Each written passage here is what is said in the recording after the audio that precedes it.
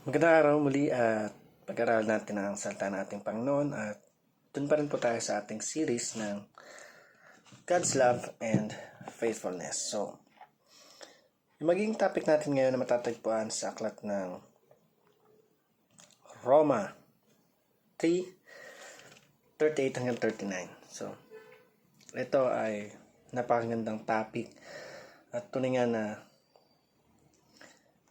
malalaman natin na talagang ang tunay na kaligtasan ay nasa kamay ng ating Diyos. So, basahin po natin ang kanyang mga salita. Sabi dito, sapagkat natitiyak kung walang makapaghihiwalay sa atin sa kanyang pag-ibig. Kahit ang kamatayan o ang buhay, ang mga anghel o ang mga pamunuan at ang mga kapangyarihan, ang kasalukuyan o ang kahirapan, ang kataasan o kalaliman, o alinmang nilalang ay hindi makapaghihiwalay sa atin sa pag-ibig ng Diyos na ipinagkaloob sa atin sa pamamagitan ng Kristo Jesus na ating Panginoon. So, ang pag-ibig ng Diyos ay talagang, sabi nga, ay naka-intact o nakatali na sa buhay ng bawat isa sa atin kung tayo patuloy na sumusunod sa ating Panginoon at ganoon din sa ating Panginoong Hesukristo na siyang nagbigay ng pag-asa ng buhay, ng panibagong buhay para tayo ay magkaroon ng kaligtasan, sapagkat alam natin na talagang dito sa mundo marami yung mga bagay na pwede nating pagdaanan at kaharapin, pero dahil sa kaloob na buhay ng ating Panginoon sa pamamagitan ng Hesukristo ay nagkaroon tayo ng security o ng kaligtasan. At kung tayo patuloy na sumusunod, naglilingkod sa ating Panginoon, alam natin ang kaligtasan ay sumasa atin. So, pag-aralan natin ang kanyang mga salita. Sabi sa unang katuruan, comprehensive. We are eternity secure in Christ without the possibility of being lost. So, alam natin na talagang yung kaligtasan ay natanggap na ng bawat isa sa atin simula nung inialay ng Panginoon ang kanyang anak para sa kaligtasan ng bawat isa sa atin. At alam natin na yung kaligtasan ay nakuha na natin nung isinuko natin ang ating buhay sa ating Panginoong Hesus. At hindi sinabi ng Diyos na wala siyang hindi sinabi ng Diyos na kung gaano man ka lalim yung kasalanan mo at ibinigay mo na ito o isinuko mo na to is hindi ka pa rin maliligtas. What I mean is, yung kaligtasan natin ay nakamta na ng bawat isa sa atin simula nung sinuko natin ng buo yung buhay natin sa ating Panginoong Hesukristo, at wala nang doubt na yung kaligtasan ay natanggap na natin. Maniwala ka na yung pag-ibig ng Diyos sa buhay ng bawat isa ay nandyan at hindi yun mawawala. So, the secret of being saved is to surrender all your life, all your sin o yung mga kasalanan na nagagawa mo sa ating Panginoong Diyos, at sa pamamagitan ng Hesukristo ay binigay niya na sa atin yung tunay na kaligtasan. Pangalawa, sabi doon, inseparability.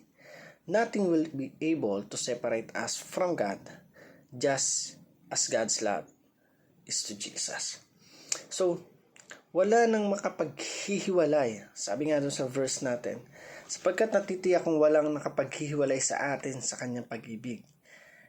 Kahit ang kamatayan o ang buhay, ang mga anghel o ang mga pamunuan at ang kapangyarihan, ang kasalukuyan o ang hinaharap. So, napakalinaw na sabi ng Diyos, yung sekuridad na tayo ay nasa Kanya, yung sekuridad na ibinigay niya yung kanyang bugtong na anak upang maligtas yung bawat isa sa atin.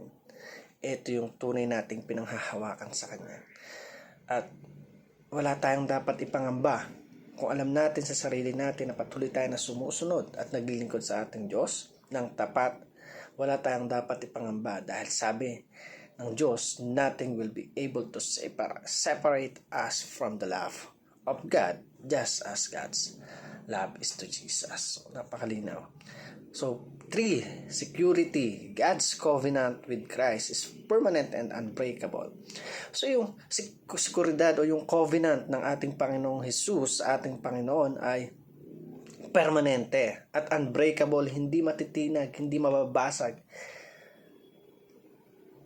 At yun, yung isang bagay na sinisecure niya sa buhay ng bawat isa sa atin. Kaya kung alam natin sa sarili natin na we are in Christ, we are intact dun sa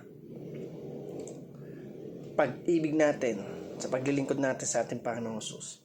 We are permanent and unbreakable. Yung sekuridad ng buhay ng bawat sa atin tungo doon sa kaligtasan ay nasa sa atin na. Kaya kung pinanghahawakan natin at ni-apply natin sa buhay ng bawat sa atin yung tunay na kaligtasan na natanggap natin, then we are all safe.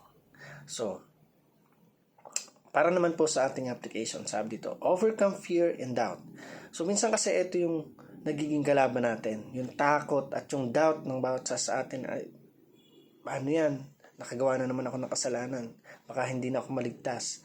Nagda-doubt ka na yung kaligtasan na hindi mo na makamtan sa ating Panginoon. Always remember that we are in this world and we are subject sa mga kasalanan na nagagawa natin. But, the good thing is may Diyos tayo nalalapitan. May Diyos tayo nakakapitan. May Diyos tayo nahihingan ng kapatawaran. At sa pamagitan ni Jesus Christ, siya yung naging daan para mas lalo tayong mapalapit sa ating Panginoong Diyos. And huwag tayong matakot, huwag tayong mangamba, huwag tayong mag-alinlangan. Isuko mo ng buong buo yung puso mo. Kung nakakagawa ka man ng mga pagkakasala, isuko mo ito sa ating Panginoon. Iluhod mo ito sa Kanya. Pero hindi ibig sabihin na gumagawa ka ng kasalanan, hihingi ka na lang lagi ng kapatawaran, mga bagay na sinasadya. Dapat hindi natin ito maging kaugalian.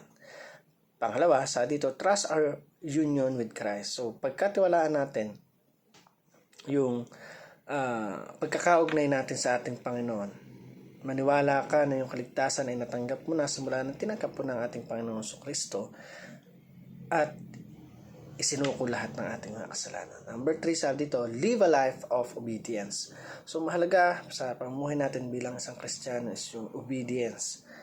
At pag natutunan natin to na mag-obey, magpakumbaba sa ating Panginoon, hindi na mahirap para sa atin yung magpakumbaba sa mga tao na minsan nga ay nagmamaliit, minsan ay nagmamalaki sa atin, at pinapakita sa atin na they are more sa iyo. But again, if you have God in your life and if you are surrender all your worries, your sin to Christ, anumang bagay na meron sila, hindi nila yan. Hindi yan yung magiging basehan ng ating Panginoon, kundi yung puso na meron tayo, kung paano tayo sumunod. Yung humbleness ng bawat sa atin, kung paano tayo sumunod sa ating Panginoon. So, let's live a life of obedience. So again, I hope may natutunan tayo sa maikling video na to. Salamat sa pakikinig at panonood. Pagpalain tayo lahat ng ating Panginoon.